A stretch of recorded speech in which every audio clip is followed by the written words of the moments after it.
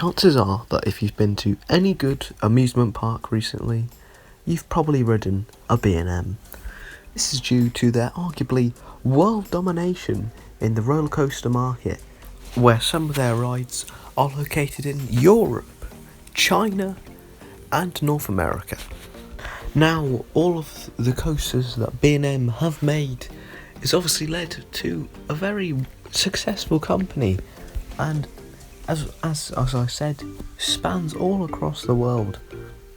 Now, B&Ms are very well known for being reliable and also fun at the same time, with a good capacity, so they're able to fit lots of people. This means that most of their models, such as the stand-up, the flawless, the invert, have full cross seating and a long train, around about 7 or 8 cars. So they can fit a lot of people, meaning the queue times are not as long as they could be, comparing to other rides that may have 2 cross seating and shorter cars. Now, B&M is also very well known for its reliability, and this is something so consistent that you'll find with all of the B&Ms in every single model, about how reliable it is. The downtime is so minimal, and that is one of the reasons why parks like, Cedar Point or Thorpe Park may want to go with a B&M over other manufacturers such as Intamin or Gerstlauer. While a lot of people may think that B&M don't innovate very much, and this can be sort of true in terms of recent times. However, back when the company was first starting, they innovated lots. They came up with new concepts such as the inverted coaster and the flying coaster.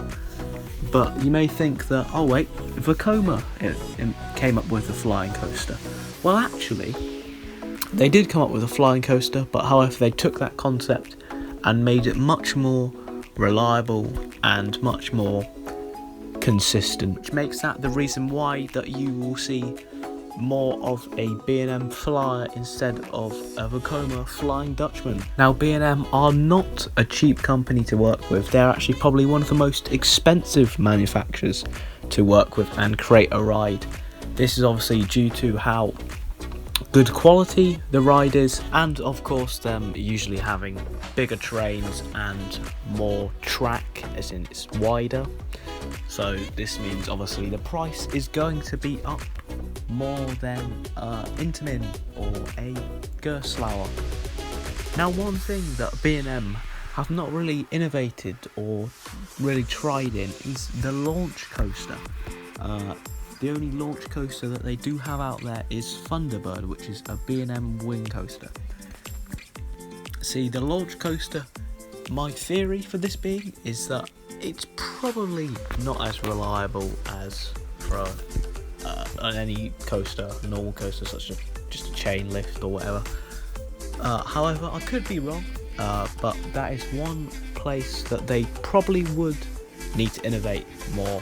However, apart from that, their selection of different rides, such as the inverted, the hyper, the giga, the classic flawless, the classic sit down, the list goes on. But the range, apart from the launched, is probably the best range that you're going to get out there in any manufacturer of roller coasters, and that is why B&M are such a great manufacturing company to work with. So you may be wondering, if it's such a great company, what do you reckon is the best B&M roller coaster out there? And in my opinion, I'd have to probably say Fury 325. I've not personally ridden this, but hopefully one day in the future, maybe. But it looks to be a brilliant ride, and it did win the Golden Ticket Award last year for the best steel coaster out there. So that is why I personally think that Fury 325 is probably the best bit one out there. So it's the crown jewel, you could say, out of all of the B&M roller coasters. And as I said, the drop looks good, and the airtime looks solid, and looks like a decently long ride as well. So you've come to the end of the video, and that is why I believe that B&M is such a great manufacturer and is probably the best manufacturer out there in the world. So if you did enjoy this video, feel free to give a comment, give it a like, and of course subscribe to the channel, and I'll see you in the next one. Bye.